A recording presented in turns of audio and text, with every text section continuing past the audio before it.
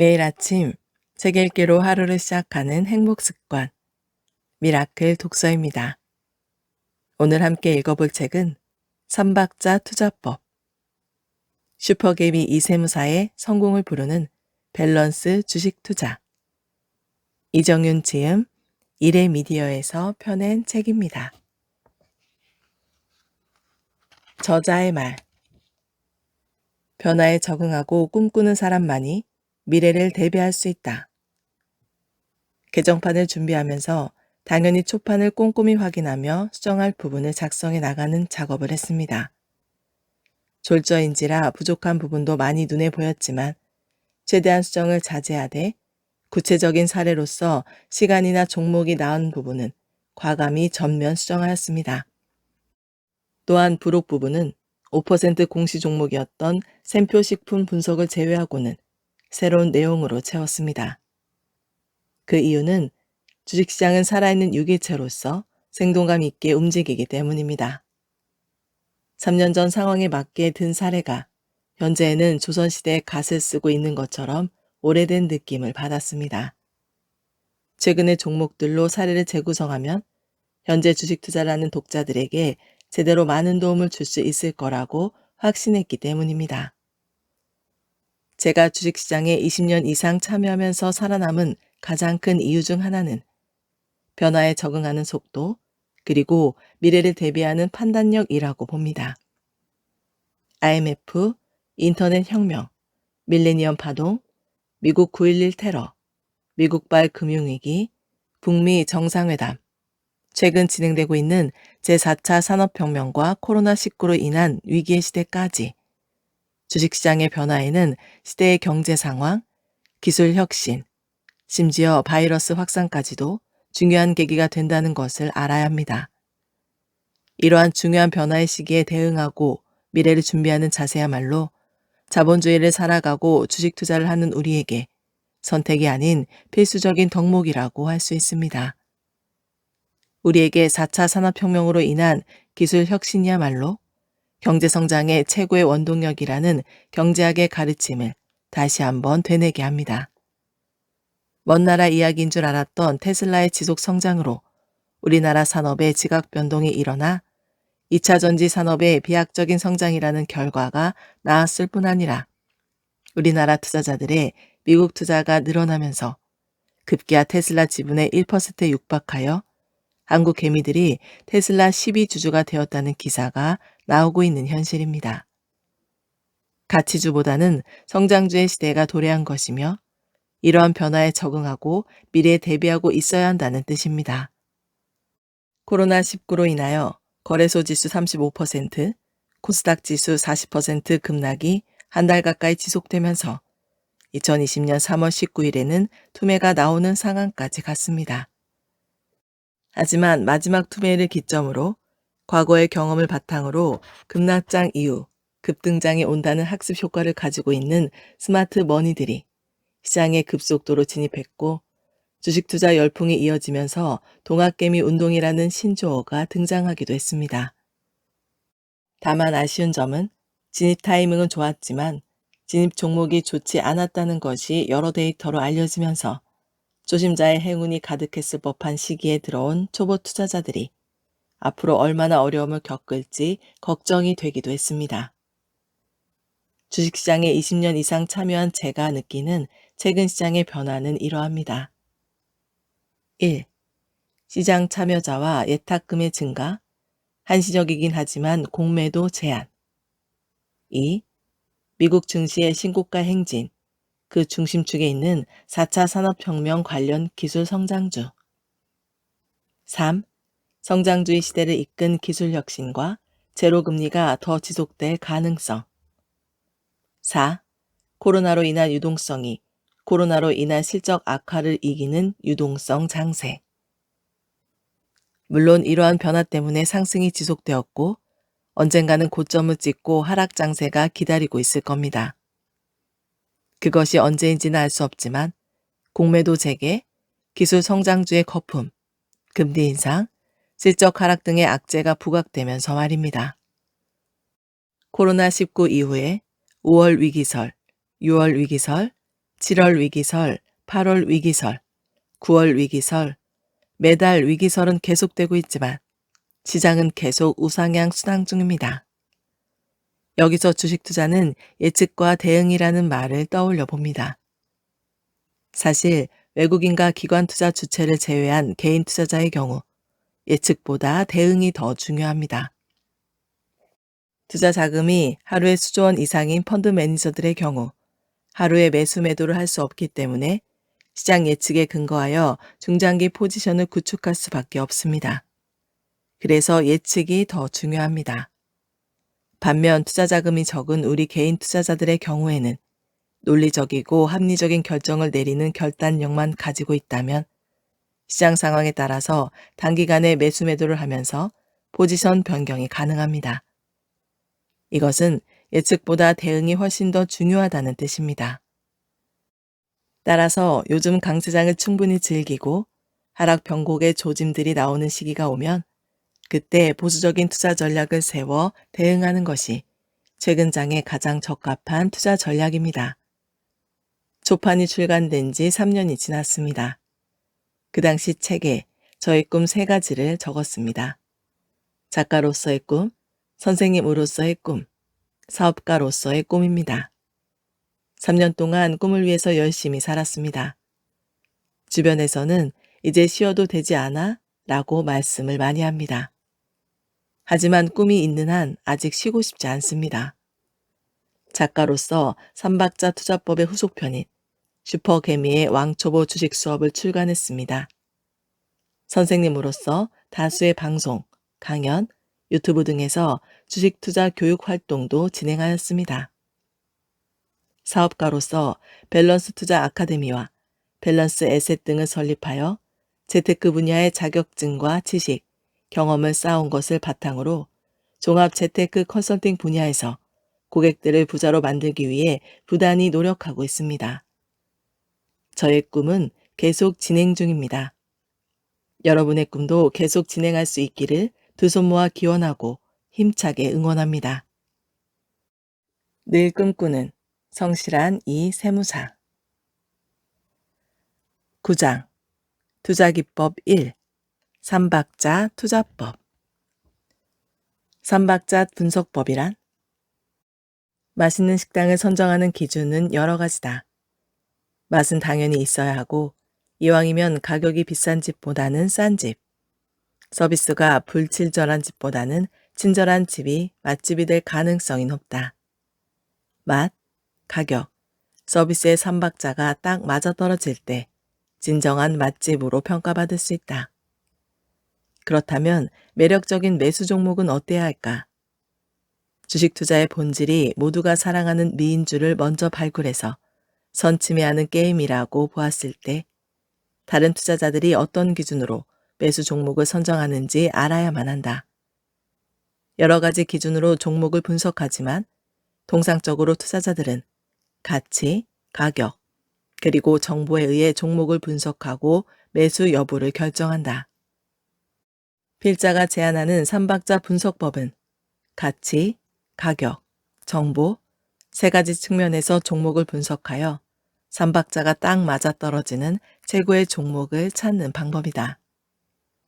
가치를 분석하기 위한 대표적인 방법인 재무제표 분석, 가격을 분석하기 위한 대표적인 방법인 차트 분석, 그리고 정보를 분석하기 위한 재료 분석, 3가지 분석을 모두 사용하면 한 가지 분석만 할 때 실수나 오류를 줄일 수 있다. 그런데 많은 투자자들이 이 3가지 분석 중 1개 혹은 2개 정도만 사용한다. 심지어는 자신이 하지 않는 분석을 전혀 할 필요가 없는 분석이라고 폄하하는 투자자들도 있다. 과연 그럴까? 3가지 분석법을 고루 학습하여 명확히 이해하고 매매에 적용한 경험이 있는 투자자라면 절대 그런 말을 못한다. 또한 그런 말을 하는 것은 나 주식 투자 지식도 경험도 없소 라고 떠벌리고 다니는 것과 다를 바 없다. 주식은 현 시점에서 분명하게 계산되는 이론적인 가치가 존재하는데 가치를 평가하는 투자자마다 다를 수 있는 주관적인 것이다. 그렇기 때문에 동일한 시점에서 시장에서는 객관적인 지표인 가격으로 거래된다. 가치와 가격은 장기적으로는 수렴한다고 가정할 수 있지만 단기적 또는 일시적으로는 늘 다르다. 가치와 가격이 다른 가장 큰 이유는 정보의 반영 여부이다. 가치 평가에 반영되지 않은 정보가 가격에는 초단위로 실시간 반영되기 때문이다. 정보는 향후 가치에 반영되는 정보일 수도 있고 가치와 상관없이 일시적으로 가격에만 반영되는 정보일 수 있다.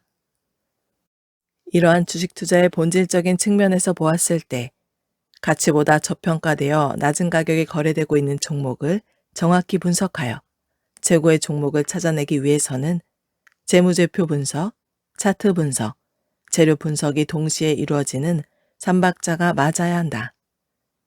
그렇다면 삼박자 분석 중 하나라도 소홀히 한 경우에는 어떤 일이 일어날까? 1. 재무제표 분석을 등한시하면 기업 가치가 형편없는 부실주를 매수하게 되는 경우 매수 종목이 감자에 들어가거나 심지어는 관리 종목에 편입된다. 최악의 경우에는 상장 폐지까지 당하게 되는 불상사가 발생해 공등탑이 하루아침에 무너질 수 있다. 2. 차트 분석을 등한시하면 현재 주가, 즉 가격의 위치를 파악하는 데 실패하여 내가 산 가격보다 더 비싸게 사주는 바보를 찾아내지 못하고 고점에 물려버린다. 최악의 경우 그 고점이 수년간 다시는 회복되지 않는 역사적 고점이 되어 원근 회복이 요원해질 수 있다. 3. 재료 분석을 등한시하면 시장 참여자들의 관심 밖에 있는 장기 소외주를 매수하게 되는 경우 주가 탄력성이 너무 약해 오르지도 않고 빠지지도 않는 장기 횡보가 지속된다. 거래량이 많지 않아서 원하지 않는 장기 보유를 하게 되며 매일 주가만 확인하는 상황이 될 수도 있다. 앞의 예에서 보듯이 세 가지 분석법 중 하나만 생략해도 각각 위험한 상황이 올 수 있다. 분석법 중 하나에 중점을 두고 분석할 수는 있어도 분석법 중 하나라도 생략하면 그다지 좋지 않음을 강조하고 싶다. 수십 년 이상 프로바둑 기사들에게 정석이라고 일컬어졌던 바둑의 수들이 알파고에 의해 새로운 해석이 가능해졌다. 일부 주식 투자 대가가 제시하는 투자법이 정석 투자인 것은 아니며 필자가 제시하는 삼박자 투자법도 그러하다. 그래도 삼박자 분석이 한 가지 방법을 사용하는 한박자 분석법보다 확률적으로 유리하며 보다 나은 수익률의 기회가 될 수 있다. 재무제표 분석에서 출발하기. 재무제표 분석은 삼박자 분석법 중 가장 기본이 되는 분석법이다. 부실주나 적자 지속기업, 심지어 자본 잠식 기업은 혹시 모를 부도 위험을 방지하기 위해서 1차적으로 걸러내야 하는데 재무제표 분석이 그 역할을 한다. 그렇다면 거래소와 코스닥 전 종목의 재무제표를 짧은 시간 안에 검색하는 가장 좋은 방법은 무엇일까? 필자가 쓰는 방법은 다음과 같다. 우선 시간 절약을 위해서 HTS의 조건 검색 기능을 활용하여 시장에서 유행하는 재무제표의 주요 항목들이나 재무지표들을 검토한다. 그 과정에서 재무제표 우량주를 찾아내고 그에 해당하는 종목의 재무제표를 다시 한번 전자공시 시스템에서 분석한다. 그 후에 차트 분석과 재료 분석을 하는 것이다. 재무제표 분석에 중점을 두고 관심 종목을 추려내는 방법은 재무제표 분석에 자신 있는 투자자에게 적합하다. 재무제표 분석에는 PER, PBR, PSR 등의 지표만 중요한 것이 아니다.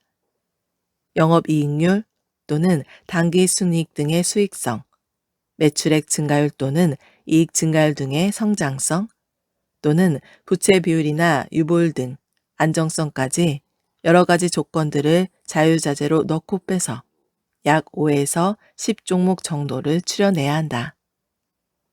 그 후에 삼박자 분석으로 정밀 검토하면 재무제표 분석을 기반으로 한 최고의 매수 종목을 선정할 수 있다.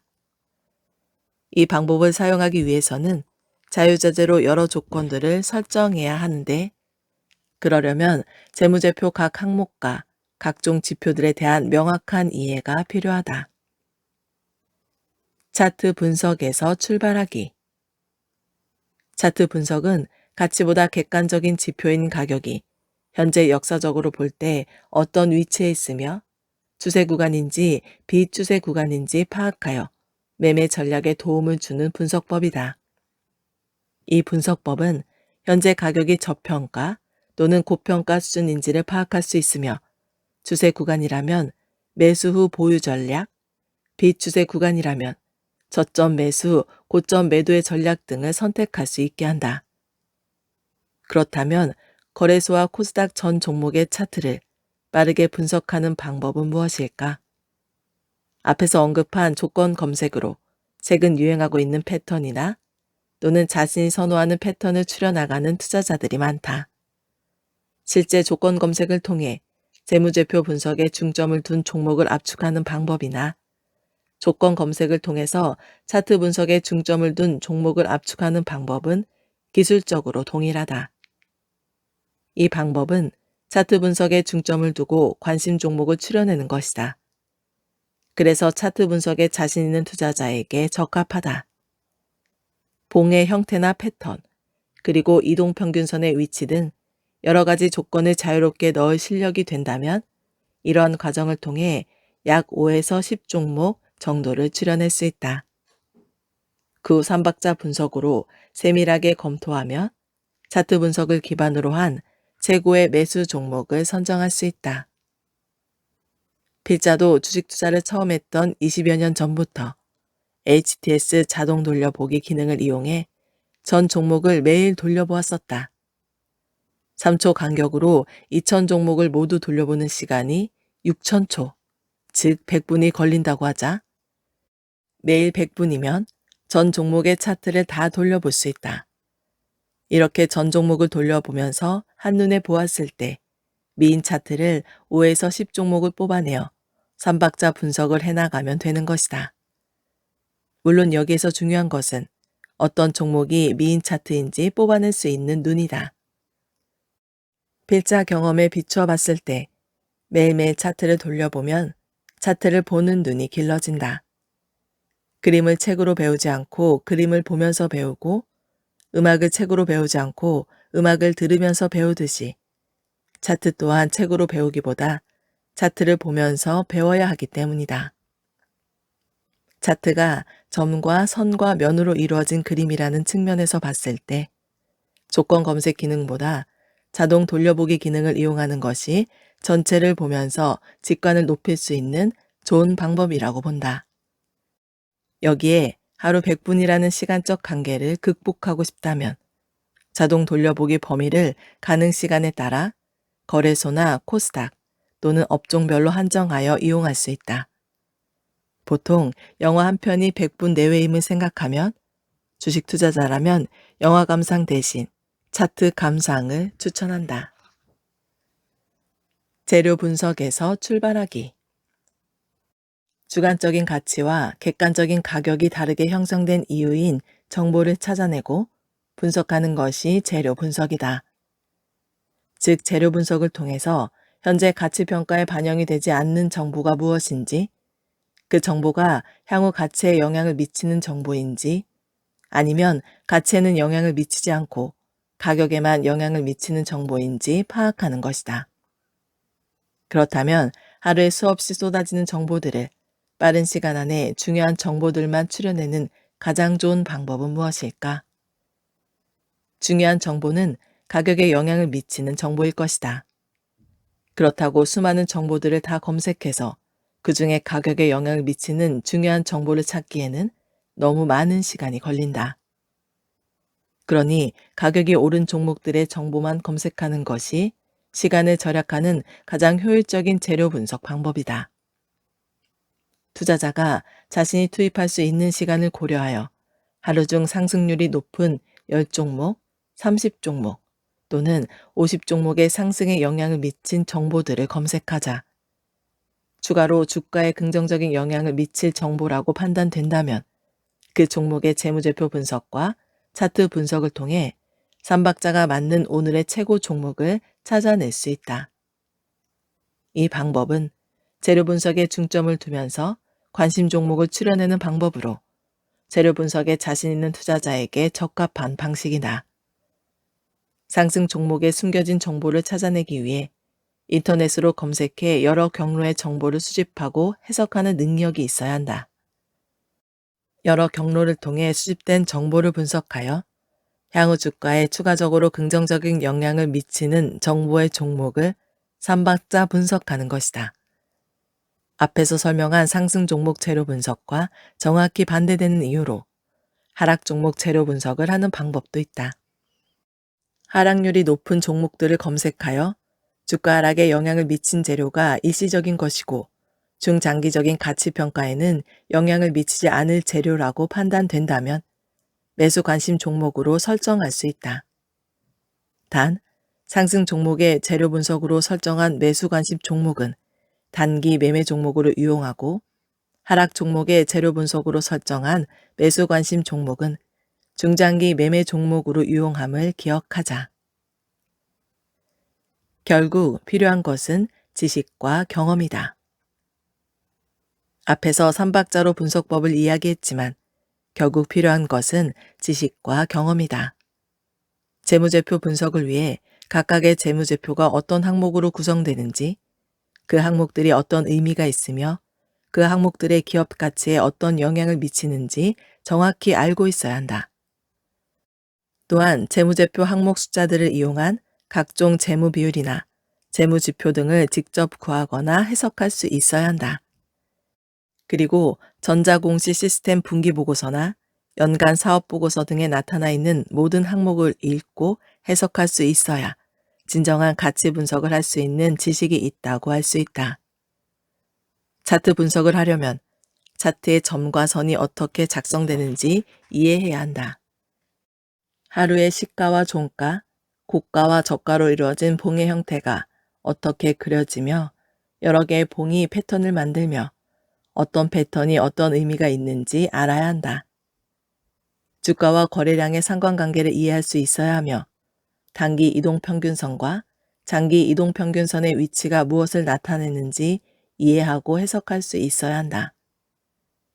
재료 분석을 하려면 전자공시 시스템은 물론이고 각종 중요 사이트들을 숙지하고 있어야 한다. 나아가 포털 사이트 정보뿐만 아니라 주식 투자 전문 사이트 정보, 그리고 각종 카페나 블로그 등의 정보들도 수집 분석할 수 있어야 한다. 그러기 위해서는 주식과 관련된 경제와 산업 전반에 대한 정보글을 빠르게 읽고 이해할 수 있는 전문 지식을 갖추고 있어야 한다. 마지막으로 모든 것을 종합적으로 분석하고 판단하는 힘이 필요하다. 재무제표 분석, 차트 분석, 재료 분석을 위한 지식을 갖추고 매일매일 분석을 하면서 경험을 쌓아야 한다. 지식은 실전을 위한 가장 기초적인 도구이며 경험은 실전을 통해서만 쌓을 수 있는 결과물이다. 지식을 갖추고 경험을 쌓으면 삼박자 분석법을 통해 최고의 종목을 선정하게 될 것이다. 혹시 이런 생각을 할지 모르겠다. 과거 주가의 나열뿐인 차트가 무슨 도움이 되는가? 내부자들이 작성한 재무제표를 믿을 수 있는가? 작전 세력이 만든 모래성과 같은 재료가 무슨 소용인가? 물론 그렇게 생각할 수 있다. 다만 필자의 경험을 믿어봤으면 한다. 가치 분석이 의미 없는 선물 옵션 시장에서 차트 분석만으로 오랫동안 매매를 해왔고 일반 투자자들보다 더 전문적으로 재무제표를 작성하고 검토하는 일을 세무사라는 직업으로 해왔다. 필자도 20여 년 동안 재료 매매를 위해 매일 증권사 리포트와 공시 정보, 언론 기사 등을 분석해온 투자자이다. 이러한 경험을 바탕으로 삼박자 투자법의 유용성을 알리고 싶은 마음이 간절하다. 17장 주식 투자자의 자질. 어떤 능력이 필요한가? 주식 투자자의 자질. 1. 창의력. 창의력은 주식 투자뿐만 아니라 모든 분야에서 중요하다. 최근 들어서는 더 그렇다. 창의력의 사전적 의미는 새로운 것을 생각해내는 능력이다. 정리하면 새로운 것 더하기 생각이다. 창의력은 생각은 생각이되 헌 생각이 아닌 새로운 생각이다. 그렇다면 새로운 생각은 어떤 사람이 많이 할 수 있을까?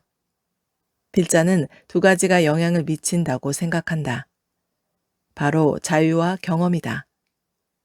첫 번째는 자유로운 생각이다. 생각의 틀을 만들어 놓으면 자유로운 생각을 하기 힘들고 틀에 빠진 생각만 하기 바쁘다. 그렇기 때문에 스스로 자유롭게 생각하는 연습을 할 필요가 있다.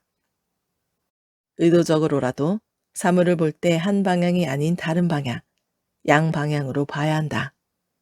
위에서만 보지 말고 아래에서도 보아야 한다. 오른쪽에서만 보지 말고 왼쪽에서도 보아야 한다. 특히 사회 현상을 볼 때 자기가 보고 싶은 방향으로만 보는 투자자들이 있는데 창의적이지 못한 투자자들이 대부분 그러하다. 두 번째는 다양한 경험이다. 모방은 창조의 어머니라고 한다. 이 세상에 완전히 새로운 것은 없음을 우리는 알고 있다. 따라서 창의력을 발휘하기 위해서는 다양한 경험을 통해 생각의 각도를 넓혀야 한다. 공간적으로는 세계 각국을 경험하는 것이고, 직업적으로는 다양한 직업을 경험하는 것이고, 책을 통해서는 간접 경험을 넓혀 나가는 것이다. 자유로운 생각과 다양한 경험을 통해서 창의력이 높아지면 무엇이 달라질까? 바로 다른 사람과 구별되는 다른 생각을 할 수 있다. 다른 사람보다 한 발 앞서 생각할 수 있다. 이것은 주식 투자에서 수익률을 높일 때 강력한 무기가 된다. 100명 중 99명이 똑같은 기법, 똑같은 마인드로 매매를 하면 그 99명은 절대 수익을 낼 수 없다. 다른 사람보다 한 발 앞서 생각하고 다른 생각을 할 수 있는 100명 중 1명이 되어야 수익을 낼 수 있다. 다시 물어보겠다. 지금 당신은 창의적인 사고를 하고 있는가? 주식 투자자의 자질 2. 기억력. 성공한 투자자들의 글을 읽다 보면 주식 투자자에게 필요한 자질이 여러 가지 나온다. 그 중에 많은 투자자들이 기억력을 언급한다. 사실 필자는 기억력이 주식 투자자에게 필요한 자질이라는 글을 처음 읽고 주식 투자가 시험 공부도 아니고 무슨 기억력이 필요해? 라고 하면서 공감하지 못했다. 그런데 요즘은 기억력이 주식 투자자에게 필요한 자질이라는 것에 절실히 공감한다. 주식 투자를 시작한 초기에는 상대적으로 젊은 시절이니 기억력이 좋아서 느끼지 못했던 건가 싶다. 기억력은 단기 매매, 짝짓기 매매, 대마주 매매에 굉장히 중요하다. 1초라도 더 빨리 생각해낸 사람에게만 매수 기회를 주는 급등주를 잡기 위해서는 관련 정보들을 재빨리 기억할 필요가 있다. 그런데 요즘은 기억력의 한계를 느끼면서 자꾸 투자 일지를 참고하게 되고 매매 타이밍이 한 발짝씩 늦게 된다. 이런 우울한 사건들로 인해 심각하게 고민하면서 내린 결론은 세 가지다. 첫째, 기억력은 좋으면 좋을수록 투자자의 수익률에 도움을 줄 수 있는 자질이며 기억력이 나쁘면 투자자의 생존에 영향을 미칠 만큼 큰 실수가 나올 수 있다. 특히 단기 매매에서는 말이다. 둘째, 기억력 감퇴를 막기 위해 병원을 가서 상담을 받아 의학의 도움이라도 빌려야 된다. 또한 생활 속에서는 스케줄표를 더 자세하게 작성해 기억력에 대한 자신감을 회복해야겠다. 셋째, 매매일지 역시 스케줄표와 마찬가지로 더 자세하게 작성해야겠다. 과거의 기록도 중요하지만 미래의 일정이나 예측의 부분에 대해서는 특히 자세하게 작성해야 한다. 주식 투자자의 자질 3. 통찰력. 통찰력과 관찰력은 무엇이 다를까? 관찰력이 사물이나 현상을 주의하여 자세히 살펴보는 능력이라면 통찰력은 사물이나 현상을 예리하게 꿰뚫어 보는 능력이다. 사전적 의미를 보면 비슷한 듯 다르다. 좀 더 쉽게 생각해 보면 다음과 같다. 관찰력이 보이는 것을 주의 깊게 보는 능력이라면 통찰력은 보이는 것 너머에 있는 보이지 않는 것을 보는 능력 또는 그 부분이 아닌 전체를 보는 능력이라고 말이다. 주식 투자에서는 어떤 예로 통찰력과 관찰력을 구분할 수 있을까? 한 종목에 대한 재무제표 숫자들 또는 한 종목의 주가 차트 저점과 고점, 그리고 추세선을 그려내는 것들은 관찰력으로 볼 수 있다. 두 종목 이상 어떤 종목 간의 움직임 혹은 시장 전체의 움직임을 파악하는 능력은 통찰력으로 구분할 수 있을 것이다. 이런 관점이 맞다면 아마도 관찰력이 뛰어난 사람은 바텀업 접근 방식이, 통찰력이 뛰어난 사람은 탑다운 접근 방식이 수월하게 느껴질 수 있다. 좀 더 큰 관점에서 본다면 자산의 전략적 배분 과정에서 통찰력이 미치는 영향은 상당히 크다고 할 수 있을 것이다. 장황하게 설명했지만 말하고자 하는 것은 간단하다. 깊고 넓게 하는 것이 우리의 소망이지만 결국 시간과 능력에는 한계가 있으므로 선택을 해야 한다. 깊고 넓게 하는 것이 불가능하다면 얇고 넓게 할 것인가? 아니면 좁고 깊게 할 것인가? 다시 한번 생각해 보자. 넓게 할 것인가? 깊게 할 것인가? 넓게 할수록 통찰력이 자랄 것이고 깊게 할수록 관찰력이 자라날 것이다. 주식 투자자의 자질 4. 분석력. 주식 투자 관련 서적에 가장 자주 등장하는 말 중 하나는 아마도 분석일 것이다. 이 책에서도 재무제표 분석, 차트 분석, 재료 분석 등 삼박자 분석법에 대한 설명뿐만 아니라 여러 부분에서 분석을 언급하고 있다.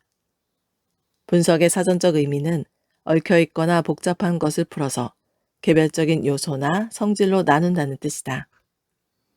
애널리스트는 바로 분석하는 사람을 뜻한다. 철학이나 과학 또는 기타 모든 학문에서 분석은 매우 중요한 역할을 한다. 주식 투자에서는 어떤가? 아마도 주식 매수 단계에서 80% 이상을 차지하는 것이 바로 분석일 것이다. 재무제표를 보면서 분석하고, 차트를 보면서 분석하고, 재료를 보면서 분석한다. 필자는 이성적이고 합리적으로 자료와 정보를 나누고 쪼개어 새로운 결과를 만들어내는 힘이 분석력이라고 생각한다. 분석력이 중요한 이유는 바로 감정 개입 없이 이성적이고 합리적으로 정보를 분석해내는 힘이기 때문이다. 매수 매도 행위에서는 인공지능을 가진 로봇이 아닌 이상 감정의 개입이 없을 수 없다. 하지만 자료와 정보를 분석할 때는 최대한 감정 개입 없이 해야 한다. 왜냐하면 분석력에 좋지 않은 영향을 미치는 것이 바로 감정 개입이기 때문이다. 분석력이 중요한 또 하나는 정보를 쪼개보는 능력이기 때문이다.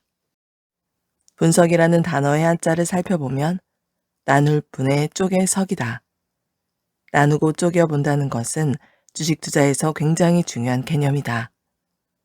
실타래처럼 엉켜있는 여러 정보를 하나하나 분석해 나가는 과정은 결국 나누고 쪼개어 최소 단위의 정보를 만든 후 필요 없는 것은 버리고 필요한 정보는 살려서 남은 정보만의 조합으로 새로운 결과를 만들어내는 과정이다.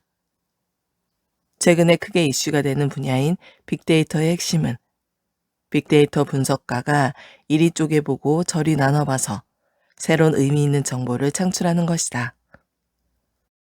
마찬가지로 주식 정보 분석의 핵심은 주식 투자자가 이리도 쪼개고 저리도 나눠봐서 새로운 의미 있는 정보를 창출하는 것이다. 이러한 주식 투자에서 필요한 분석력을 키우기 위한 방법에는 어떤 것이 있을까? 첫째, 원데이터에 대해 잘 파악하고 있어야 한다. 예를 들어 재무제표를 분석하는데 원데이터인 재무제표를 모른다면 분석이 가능할까? 차트 분석을 하는데 원데이터인 이동평균선 차트를 모른다면 보조 차트 분석이 이루어질 수 있을까? 너무나 당연하다. 둘째, 창출해야 할 새로운 의미 있는 정보에 대해 확고한 주관이 있어야 한다. 주식 투자 접근 방식은 너무 많기 때문에 모든 데이터를 다 활용할 수는 없다. 예를 들어 차트를 분석할 때 이 세상의 수백 가지 모든 차트를 분석해 매수 결정을 하겠다는 것은 말도 안 되는 일이다. 아마도 하루 종일 매수 종목에 대한 판단을 내리지 못할 것이다. 따라서 수많은 정보 중 나만의 유의미한 정보에 대한 판단 기준을 세운 후 분석 대상을 결정해야 한다. 주식 투자자의 자질 5. 결단력. 이번에는 결단력에 대해 생각해보자. 결단력의 사전적 의미는 결정적인 판단을 하거나 단정을 내릴 수 있는 능력이다. 즉, 판단과 결단의 가장 중요한 차이점은 결정적이냐 아니냐의 차이일 것이다. 돌이켜보면 살면서 판단은 쉽게 해도 결단은 쉽게 하지 못했던 기억들이 몇 번 있다. 지금 되돌아보면 잘못된 결단에 대한 후회보다 결단의 시기를 놓쳐서 후회하는 경우가 더 많다. 왜냐하면 잘못된 결단을 하면 실패를 통해 좀 더 나은 방향의 길을 찾을 수 있지만 아무것도 하지 않으면 결코 좀 더 나은 방향의 길을 찾을 수 없기 때문이다. 그렇다면 주식 투자는 어떨까? 필자가 오랫동안 주식 투자를 하면서 가장 많이 듣는 질문이 A 종목 사도 되나요? 혹은 A 종목 갖고 있어도 되나요? 이다. 매수 희망자의 매수 여부에 대한 판단과 보유자의 보유 지속 여부에 대한 판단, 이 두 판단은 주식 수익률을 결정짓는 매우 중요한 판단이다. 주식 투자라는 것이 매수해서 보유하고 있다가 매도하는 것이니 앞의 질문은 결국 주식의 시작과 끝을 의미한다. 사는 행위와 파는 행위를 자신이 판단하지 못하고 왜 남한테 의존할까?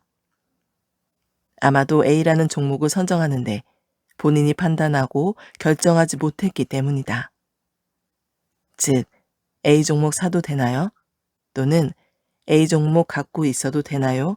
라고 묻는 투자자의 90% 이상은 A 종목을 직접 선정한 것이 아니라 누군가의 추천을 받은 것이 분명하다.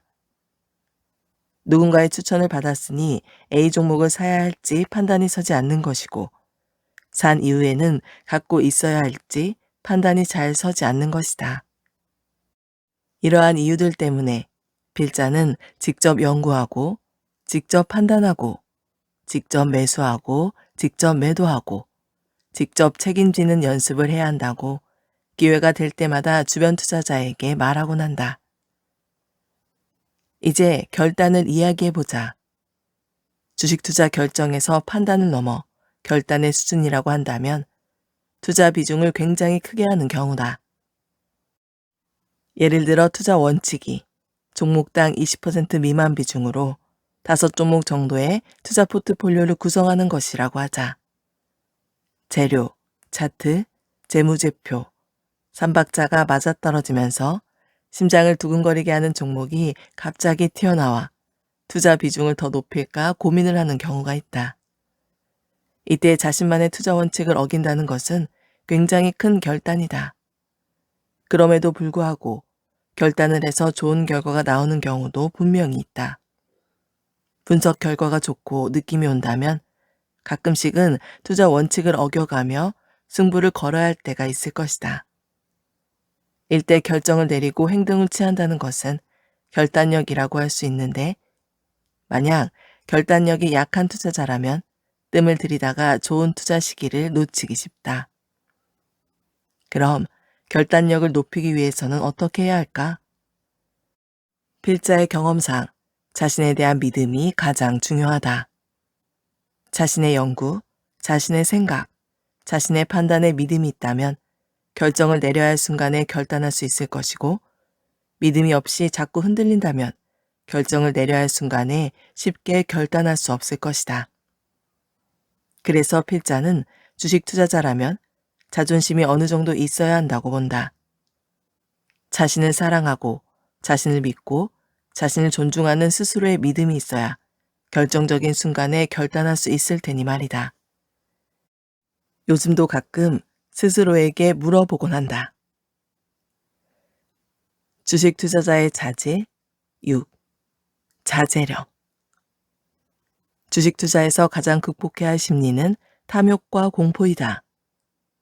탐욕이 생길 때 자제력을 발휘하여 욕심을 거두고, 공포가 생길 때 자제력을 발휘하여 공포를 이겨내는 자신감을 가져야 한다. 이 공포와 탐욕이 극에 달하는 과정이 바로 주식 보유 과정이다. 곰곰이 생각해보면 자제력은 주식 보유 과정만이 아닌 현금 보유 과정에서도 마찬가지다. 아니, 어찌 보면 현금 보유 과정에서 더 중요할지 모른다. 한번 생각해보자. 주식 보유 과정에서 필요한 의사결정은 주식의 지속 보유 혹은 매도이다. 즉 A라는 주식을 이미 매수한 후에 A 주식의 지속 보유 혹은 매도, 둘 중 하나의 선택을 남겨둔 상황이다. 반면에 현금 보유 과정에서 필요한 의사결정은 현금의 지속 보유 혹은 매수이다. 그런데 주식 보유 과정에서 매도는 A 주식의 매도이지만 현금 보유 과정에서의 매수는 불특정한 2,000 종목 중 하나를 선택해서 매수하는 것이다. 어느 과정이 훨씬 중요할까? 매수가 매도보다 훨씬 더 중요하다. 그런데 왜 우리는 매도를 못해서 주식에서 실패한다고 생각하고 있을까? 아마도 매도가 이익이나 손실을 확정짓는 단계이기 때문일 것이다. 매도로 인해 이익의 크기 또는 손실의 크기가 달라지기 때문에 대부분의 투자자는 난 매수는 잘하는데 매도를 못해 라고 생각한다. 하지만 이는 오해이다. 실제는 매수를 잘못했기 때문에 이익이 나지 않을 확률이 훨씬 높다. 따라서 공포와 탐욕을 다스리는 자제력이 필요한 단계는 주식 보유 중 주식 매도 단계가 맞지만 현금 보유 중 주식 매수 단계에서는 또 다른 자제력이 필요하다. 바로 돌부처와 같은 인내심과 평정심이다. 경험 많은 강태공들이 가벼운 입질에 낚싯대를 올리지 않는 자제력이라고 생각하면 된다. 2,000 종목 중에 최선의 종목을 골라서 매수를 해야 하는데 10종목 또는 30종목 중에 최선의 종목을 골라 매수를 하는 것은 자제력이 없기 때문이다. 이 종목도 좋아 보이고 저 종목도 좋아 보이니 다 사고 싶다. 하지만 가지고 있는 자금은 한계가 있기에 모든 종목을 살 수는 없다. 주식 투자는 제한된 자금으로 최고의 수익을 얻는 과정이다. 희소성의 법칙으로 인해 최소의 비용으로 최대의 효과를 이뤄야 하는 경제학의 기본 원칙과 일맥상통한다. 당연히 제한된 자금으로 이 종목, 저 종목 모두를 살 수는 없는 것이다. 자제력은 매수의 유혹이 있더라도 자물성을 갖고 더 좋은 매수 종목을 찾아 나가는 과정에 반드시 필요하다. 주식 투자자의 자질 7. 호기심. 앞에서 정리한 자질 6가지, 창의력, 기억력, 통찰력, 분석력, 결단력, 자제력은 모두 사고의 한 부분이다. 생각하는 힘을 나타내거나 감정과 관계가 있는 힘을 나타내는 능력들이었다. 모든 단어들이 한자인 힘력으로 끝난다. 그런데 이번에 말하고자 하는 호기심은 새롭고 신기한 것을 좋아하거나 모르는 것을 알고 싶어 하는 마음이다.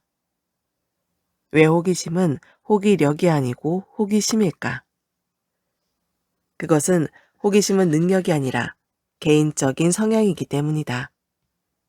기억력, 창의력, 통찰력, 분석력, 결단력, 자제력은 높을수록 좋다. 그래서 이러한 능력을 키우기 위하여 기억력 훈련, 창의력 개발 등을 해서 그 능력을 개발하고 높이도록 노력하는 것이다. 그렇다면 호기심은 어떨까? 높은 것이 좋을까? 낮은 것이 좋을까? 호기심이란 새롭고 신기한 것을 좋아하거나 모르는 것을 알고 싶어 하는 마음이다. 아는 것이 힘인 세상인데 알고 싶어 하는 마음이 호기심이라면 호기심이 큰 것이 훨씬 좋은 거 아닌가? 그렇다면 주식 투자에는 호기심이 중요할까? 주식 투자자에게 호기심은 중요한 자질일까? 필자의 대답은 당연히 예스이다.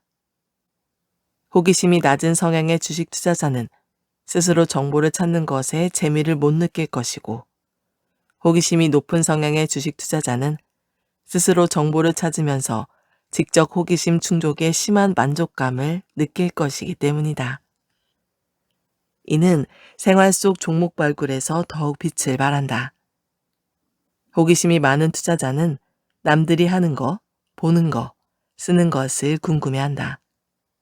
저건 재밌나? 저건 맛있나? 저건 좋나? 그 궁금증을 해결하는 유일한 방법은 내가 직접 그것을 사용하고 소비하는 방법밖에 없다. 주식 투자자에게 호기심이 수익률에 직결되는 경우는 필자 경험상 재료 매매나 생활 속 종목 발굴인 경우가 많았다.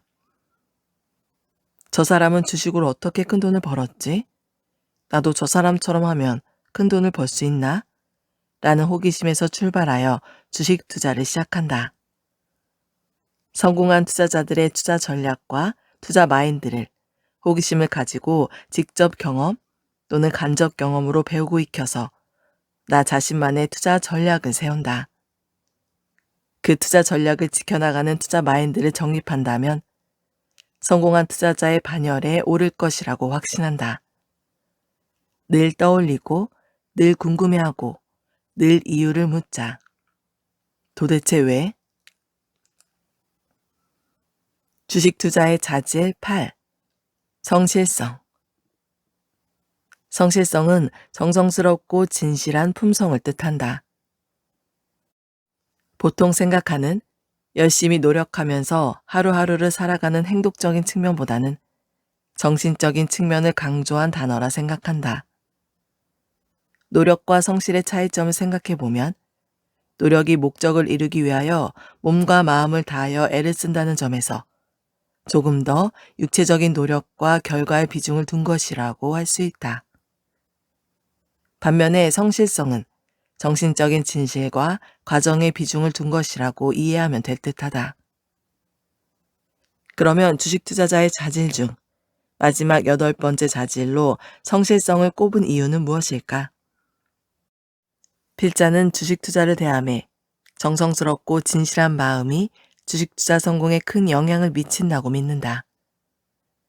주식 투자를 사업처럼 하라 또는 집을 사는 노력으로 주식을 사라 같은 자주 인용되는 격언들이 정성스럽고 진실한 마음으로 주식 투자를 하라는 말임은 굳이 설명하지 않아도 알 수 있다. 하지만 실제로는 대부분 주식 투자를 함에 있어 정성스럽고 진실한 마음으로 하지 못하고 있다. 주식 투자를 재미없어 하고 억지로 하고 심지어 될 대로 되라식으로 계좌를 방치하기도 한다. 정성은커녕 극성스럽게 돌보던 강아지를 한순간에 버려 유기견으로 만들듯이 자신의 계좌를 버려두는 투자자도 많다. 투자 과정에서 자신이 제대로 임했는지 성실성을 나무라지 않고 결과로서 계좌만을 바라보고 자신의 무능을 탓한다. 과정이 없는 결과는 복권밖에 없다. 도박도 돈을 따기 위해 노력을 기울여야 한다. 복권은 과정이 전혀 없는 아주 극소수의 확률로 결과로 나올 뿐이다. 결국 복권을 제외하고는 돈을 버는 행위는 어떠한 것이든 과정이 있어야 하며 과정 없이 결과를 기대하는 것은 감나무 밑에서 감 떨어지는 것을 기대하는 것과 똑같다. 이런 이유로 주식 투자자가 지녀야 할 8번째 자질을 성실성으로 정한 것이다. 자질의 사전적 의미를 찾아보면 첫 번째 뜻인 타고난 성품과 소질의 예문으로 아버지의 자질을 이어받다가 나온다. 이 예문을 보면 한숨이 절로 나온다. 우리 아버지는 주식 투자를 한 번도 한 적도 없으시고 주식이 무엇인지도 잘 모르시는 분인데 말이다. 그런데 다행스럽게도 두 번째 의미가 있다. 어떤 분야의 일에 대한 능력이나 실력의 정도라는 뜻이다. 그 예문으로 자질이 향상되다가 나온다. 이 예문을 보니 절망이 희망으로 바뀐다. 타고난 것이 아니라 향상시킬 수 있는 어떤 분야의 일에 대한 능력이라면 빗자를 포함한 투자자들은 주식 투자를 위해 꼭 필요한 자질을 지속적으로 향상시킬 수 있기 때문이다. 자질이 향상될 수 있다면 8가지 자질 중에서 가장 중요한 자질은 성실성일 것이다. 성실성은 나머지 7가지 자질을 향상시켜주는 묘약이다. 즉, 성실성으로 무장해 나머지 7가지 자질을 향상시키려고 노력한다면 사전에 나온 예문처럼 자질이 향상되지 않을까? 그러면 결론은 간단하다. 주식 투자를 성실하게 하자. 주식 투자를 정성스럽고 진실하게 하자. 오늘 미라클 독서는 여기까지 읽도록 하겠습니다. 오늘도 감사합니다.